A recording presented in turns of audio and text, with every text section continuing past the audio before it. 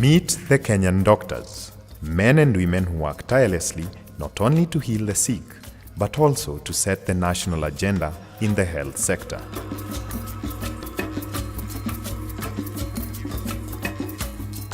The doctor occupies a position that no other professional occupies. We, as doctors, are the ones that are closest to human suffering and human hope. It all boils down to the patient. It's the public, it's the people we engage with. It's all to make sure that at the end of the day, we can serve the public better. We can ensure that there's quality healthcare out there. These doctors have banded together to form the Kenya Medical Association, KMA, a professional body that promotes the practice of medicine in Kenya. KMA's mandate is to uphold high standards of medical ethics and conduct, advise the government, other medical bodies, and the general public on matters related to health, promote the welfare of doctors, maintain the honor and interest of the medical profession, support continuing professional development, and liaise with peer medical associations around the world.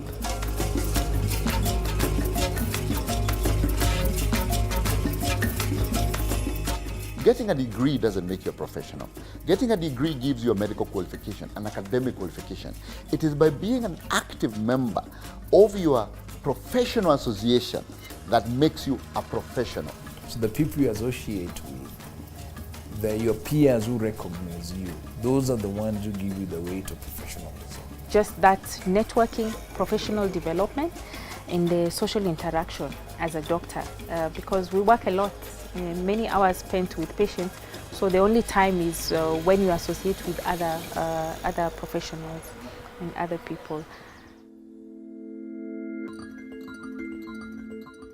The year 2018 marks the golden jubilee of the Kenya Medical Association. KMA was founded in 1968, and that's why it's turning 50 this year. But KMA is actually older than that, because prior to registering Kenya Medical Association, it was a branch of the British Medical Association. So all our seniors used to be members of the British Medical Association Kenya branch. The 27th of November 1968 marked the birth of the Kenya Medical Association when it attained complete independence from the British Medical Association. Professor J.M. Mungai was elected as the first president of KMA.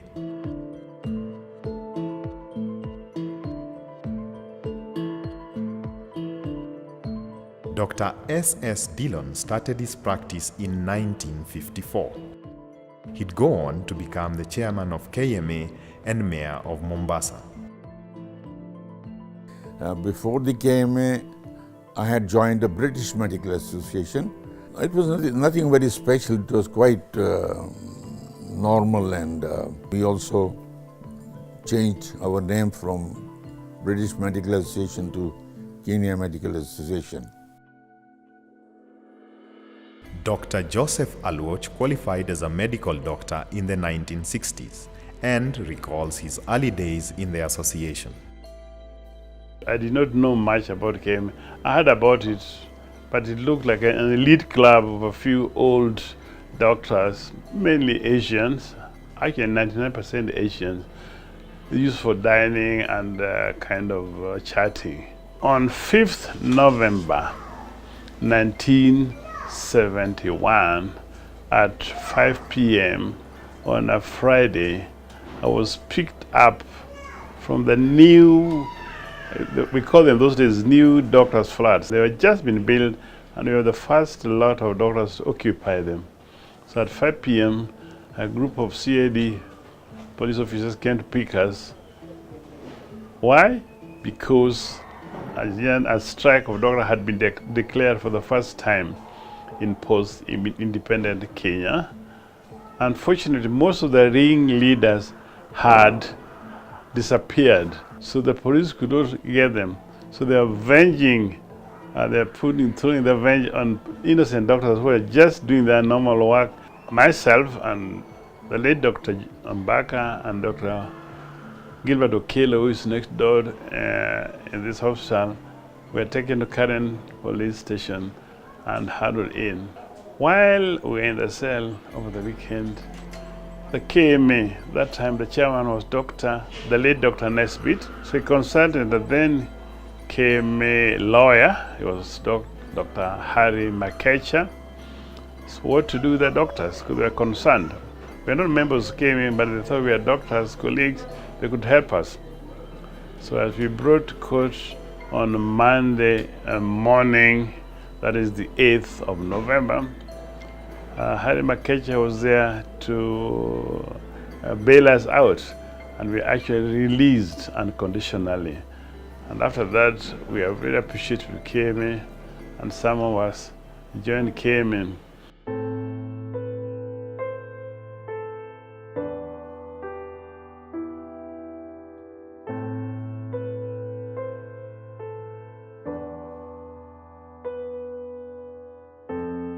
My involvement with KMA actually predates my qualification. When we were medical students, Kamarogo, myself, Nyikao, and other people formed an organization called AMSUN, the Association of Medical Students of the University of Nairobi. The interest in joining KMA came as we were groups of medical students who believed that if doctors got organized in certain ways, they would achieve a great deal for themselves and for the society. We started getting engaged with the organization as medical students from '75. We were very, very conscious of the problems facing this sector, and we knew our rights. But most important, there was a group of us who were unwilling to sacrifice those rights on the altar of personal comfort. I remember particularly in 1978, 79, when there was an issue of shortage of doctors and there was a bit of agitation. We were part of it, of course. The then President Moi said that if doctors don't work, he'll go and get doctors in India. He can't even employ monkeys. We realized that there was need for us to coordinate ourselves really in regard to our welfare as doctors, regarding the conditions of work and terms of service that we were in. And we looked around, there were quite a number of us, and we looked around and we realized that the only organization that we could actually join was Kenya Medical Association. Many doctors in government employment were really not members of Kenya Medical Association. And these are the doctors who actually had a lot of welfare issues. So we felt that it was necessary that we get in and see how this organization can help us. Let me say that at the beginning, we felt that this thing is not helpful. This KMA is a private doctors thing, and we even called it a Tea Party organization. But some of the older members told us that if you wanted to change, join it and change it. So we say we'll take up the challenge, and then we actually mobilized ourselves. And I remember between 77 and 78, very many new branches were actually formed. The first 10 years of KMA had black doctors in the minority. This was reflected in the leadership. With the qualification of more indigenous doctors, a change was imminent. At that time, the tradition was the assistant secretary becomes secretary, secretary becomes associate chair, and then chair in succession. So the elections were very short. You would go there, these guys just move up, and 5-10 minutes later, the election is complete. But we had enough numbers of Africans at that time, so we planned a coup. And we said we are going to take over. This meeting was taking place in Kisumu. And in Kisumu, as usual, people assembled to start our usual so-and-so now, who was Secretary General, becomes associate chair. And so-and-so associate chair now becomes, no, we also want to contest. So we raised our hands. Yeah, I wasn't one of those. I was very young. So there was a war. between the Asian group and the African group. Yeah? And for some reason or the other, and I don't even know why, but my name got mentioned at that time, and I was friendly to both sides. So it was like, how about Dr. Abdallah becoming the Secretary General? And both groups went, yeah! And I stood up to protest, and I was told, shut up! So I shut up. The first big challenge that happened to KMA was sometimes in the 80s, actually 1981, when a national strike was called, and the likes of Nikal, who's now a member of parliament, the likes of Rai, those were the guys who were in the forefront at that point. And this was the first phase where KMA actively was involved in leading what I could call an industrial strike or an industrial action to agitate for better terms of service. During the negotiations of the strike, it came out that there was no scheme of service for doctors. Nothing. When the Director of Medical Service then was challenged in one of the meetings, bring the scheme of service. That was the last meeting we had, and none was produced. And so after that, we actually then sat down, and a new PS came, I think it was called Jeremiah Crane or somebody, who said, okay, gentlemen, let's sit down.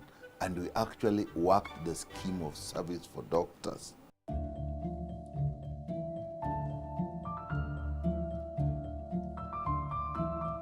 KMA's role focused not only on doctors' welfare and remuneration, but spread also to the national health agenda and informed government policy and legislation.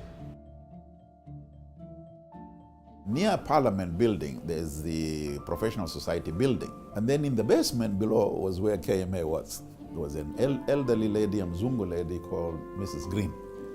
And she was sitting there alone with her East African Medical Journal. She was correcting things. So I went there and I said, good morning, Mrs. Green. Yes. She says, my name is Dr. Abdallah. Yes. I'm the new Secretary General. Yes. I said, look, I've come. I'm the doctor. I said, look, no doctor has ever come here. So go away. You are disturbing me. She was busy with her East African Medical Journal. I says, woo. I don't know what the meaning of this is. Inside myself, I said, no, this has to change. So I worked very hard. I called my colleagues as well, Professor Juang and the others who are my age mates. You guys, come on. Now that we've taken over KMA, is that what this is going to be? We play cricket and then we appoint each other and then we do it again next year? No, we have to give back to society. So let us begin to write proposals. Let us go. So I went to Afia House. Dr. Koenange at that time, the Director of Medical Service. How can we work with you? How can we work together? So we started plotting and planning and so on. And we were invited as KMA for the first time to join the effort of the government on a number of things. For example, the workmen's compensation was actually done by us. The paper to do with reproductive health in Kenya. At that time, family planning was a no-go zone for the government of Kenya. But we went into it and we assisted. In fact, the paper on reproductive health for the parliament was written by us as Kenya Medical Association.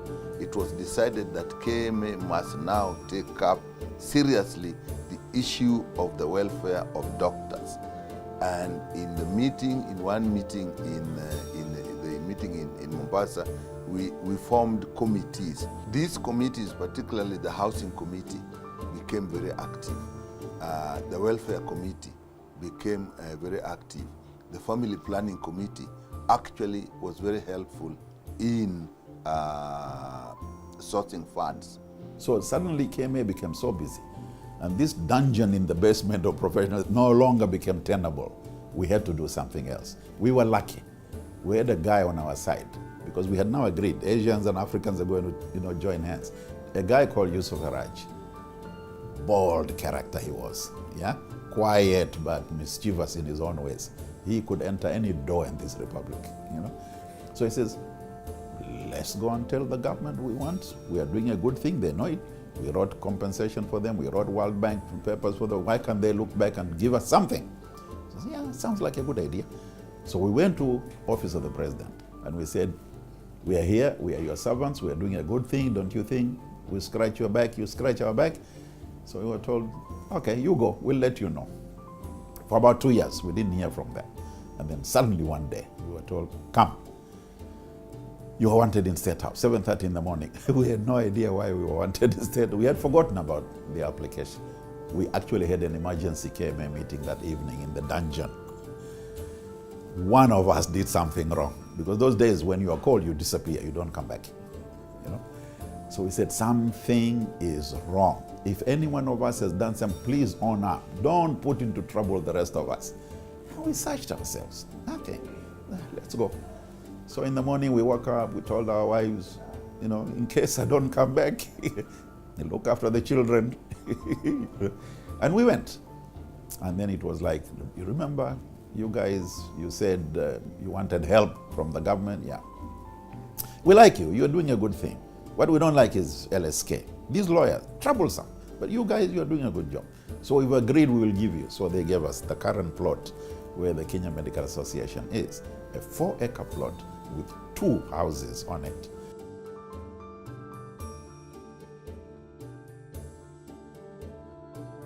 The 80s and 90s were characterized by tribal clashes and a reduction of the democratic space in the country.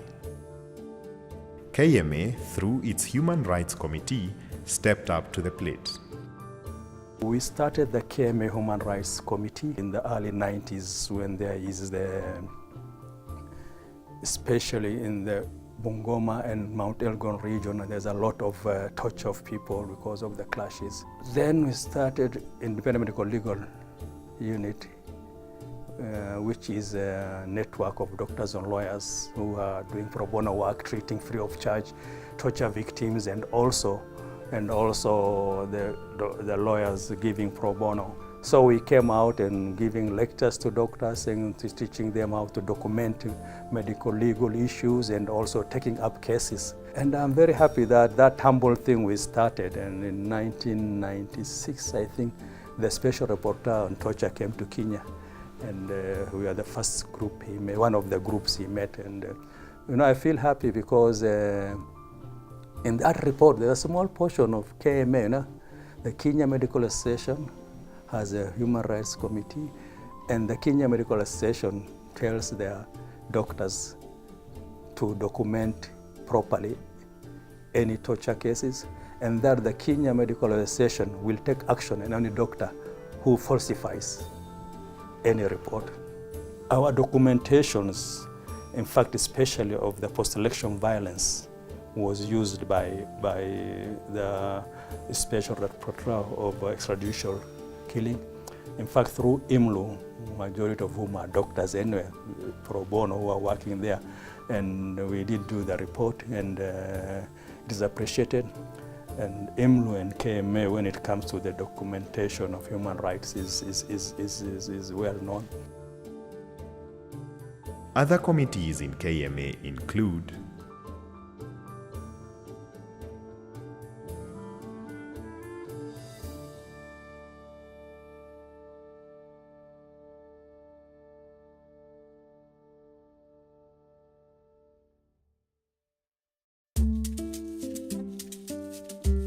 the mid-90s saw a drastic change in the leadership vision of KMA. Probably one of the most memorable and tumultuous elections of KMA in 1996 in Kisumu. When my name was proposed, I campaigned and I became the new president of Kenya Medical Association. At that point, then we decided that our taking over was not just going to be symbolic, but we were actually going to do things differently. And that became, I believe, a major turning point for this association. The first thing is that we started identifying, number one, key social programs that would respond to the felt needs of members of KMA, young or old. So, number one, we remembered when we first came to Nairobi as young doctors doing postgraduates that We had to fight for nearly 1 year just to get housing. That is where the housing cooperative comes in. To date, the housing cooperative has done us very proud because, as you are aware, we have actually developed estates starting from the first one in South Sea, which is called KMA Estate. Subsequently, there was one in Otiende, KMA Otiende, and then we've had one in, on Riara Road, next, just near the junction shopping mall. And the last one now that is going on is one in Mtwapa, which is a high-end facility. The model of KMA housing is that you subscribe as a member because it's a circle. And when there's a project, then they look for project financing at discounted rates, very good interest rates. And so you can either get a loan, or if you have the money, you pay it upfront and you get your property. We felt that one of the biggest problems that doctors have is that they are uneducated in business. And I came across this when I went to my bank one day. And at that time, with that kind of salary, you don't see the bank manager. It's interesting that when I went to my KCB bank, the branch manager said he wanted to see me, and I was told by the teller that the bank manager had said that next time you come. So I said, why would you want to see me? Because it says that you are active in KMA. So I thought that he was going to calling me because my bank was in the red, because it was always in the red anyway. But it was surprised that he told me that, I wanted to see you to see if we can help you and your association. If you don't mind, I would like to have a chance to talk to your members about making money work for you instead of you working for money. Because I think that you people work too hard for the money, but the money doesn't work for you. That became an interesting thing. It happened during one of the branch meetings where I had gone for the branch meeting, and I think it was a dinner. And during that dinner, and that's dinner where doctors come with their spouses and sometimes even their children. So I was asked to make comments as a president of the organization that say that we want to move things in this area. And I broached this idea that we would like, and we are working with private institutions to help doctors go on holiday. You know what the reaction was? All the spouses of doctors stood up and said, yes, that I've never been taken for a holiday. This guy just works January to December and so on. And the only time that he takes me out is this annual dinner of medical association. So, Mr. President, you're right. You're saying that the tour agencies were telling us that it is possible for doctors to get rebates, packages that are just for doctors. You and your family go to Malindi, Lamu for 1 week at hardly anything, and that if their group wants, it can be done. Then we started learning that even for health, for car insurance and life insurance, we could go as a group and get better rebates, because assume that the doctor has his blood pressure checked regularly, so he should live longer. I don't know if that's true, but we pushed that idea. So all of a sudden, there were economic opportunities appearing where, as doctors, as professionals, we could use our professional standing to our economic advantage. But in that period, something also happened in terms of welfare. We felt that as doctors, most of us who are employed in government were actually in Afya circle. But because of our numbers, we were always the minority. So I think some of your colleagues, the younger people, just said, we must start our circle. And I particularly remember Dr. Kilozo and Dr. Rakwaro. And they just came to me and said, Chair, we are starting our circle. I said, fine, go ahead and start the circle. So then they actually started, mobilized and the SACCO came into being, and now it is a 2 billion Kenya shillings operation. I was amazed.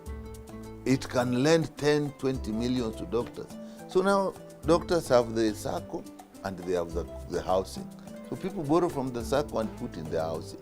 So that was also a major achievement in that period. An energetic team of doctors ushered the new millennium in, ready to tackle the evolving health landscape.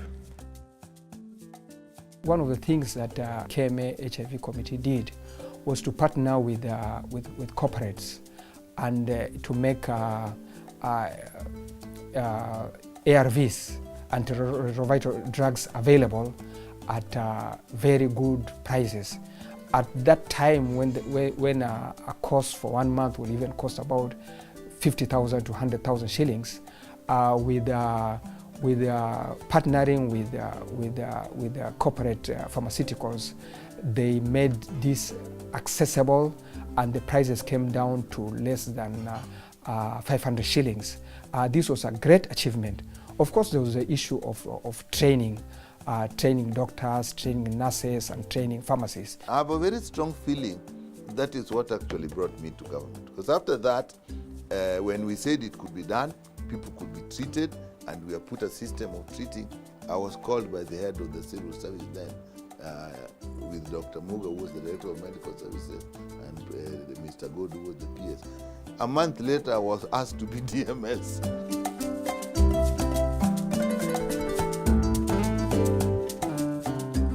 The opportunities availed and doors opened by associating with KMA cannot be understated.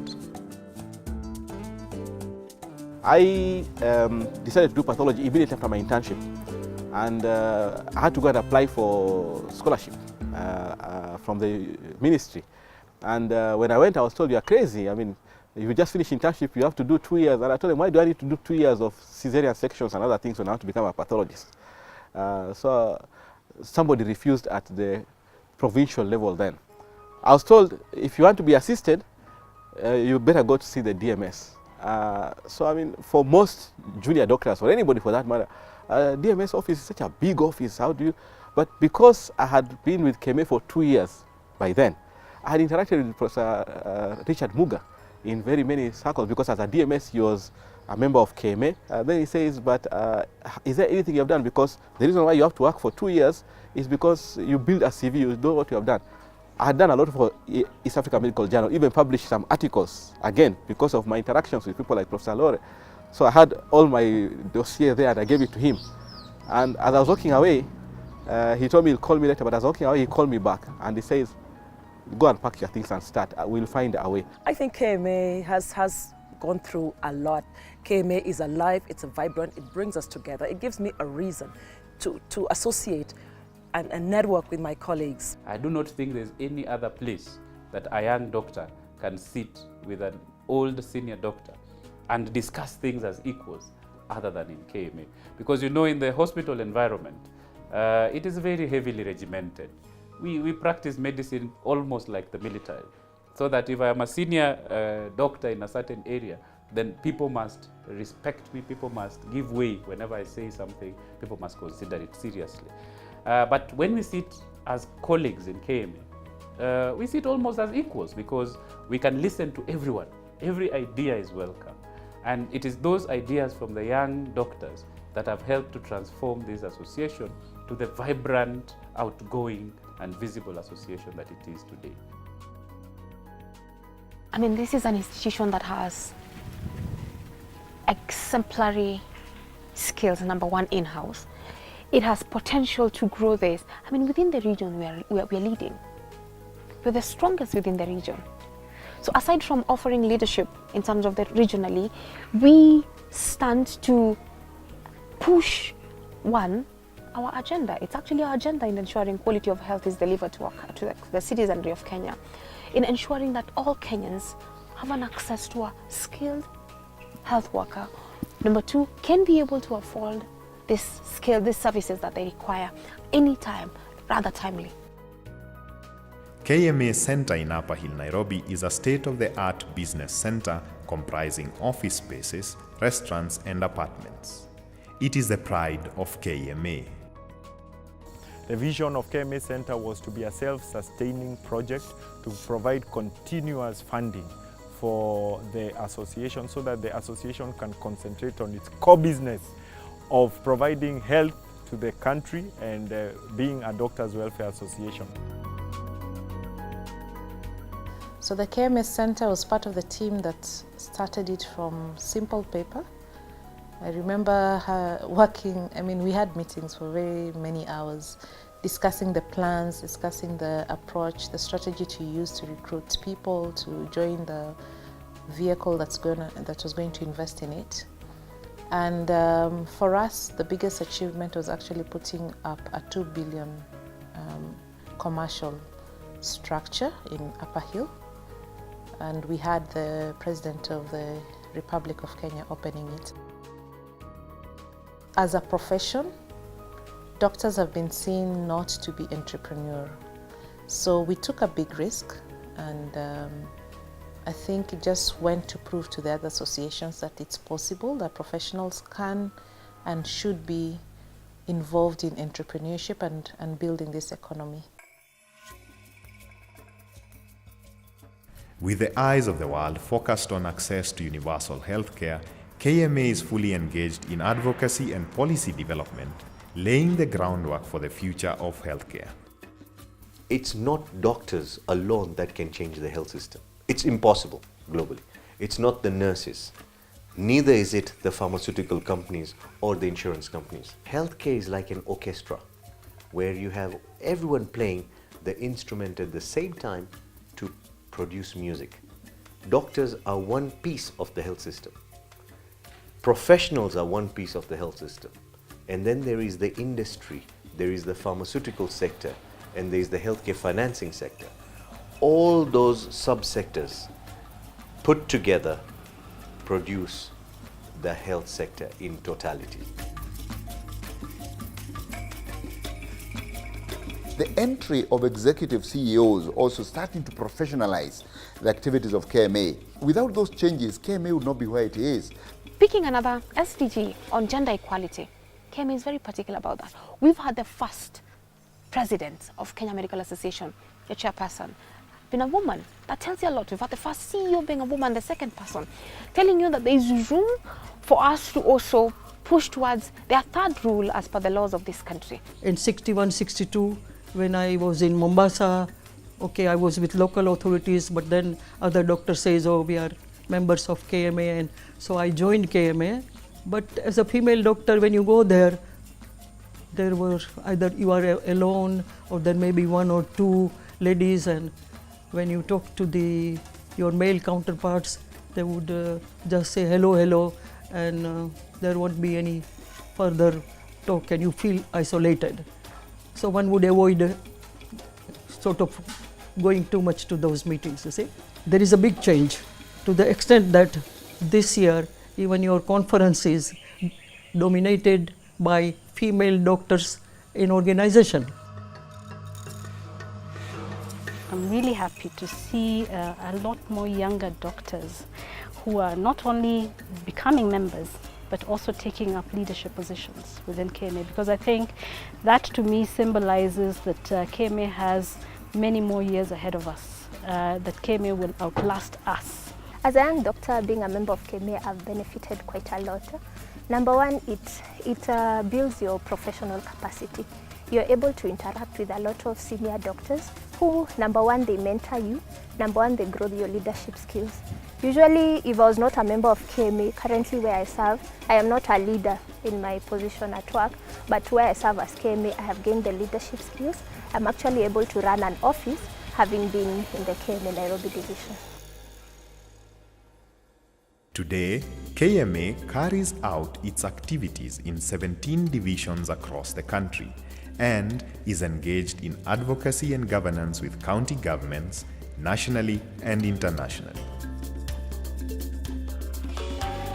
Now we are interacting even wider, and I think this More so in the last 2-3 years, we have engaged more within the Africa region. KMA championing for the formation of a Federation of East African Medical Associations. The greatest link having been, I think, with Uganda. We attend each other's conferences and we have football teams that play very serious games, and you know, there's always who's going to win this game. So that's the Matthew Lukwia Cup.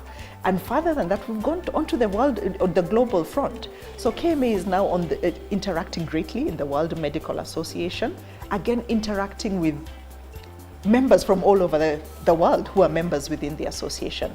And again, the common thread is that as medical associations, as physicians, our challenges are so similar. So when we listen to each other, interact with each other, we can build each other up. Over the last 50 years, the Kenya Medical Association has played a crucial role in the transformation of the health sector, emerging as a leader in engaging medical practitioners and the voice for provision of the highest standards of healthcare in Kenya and beyond.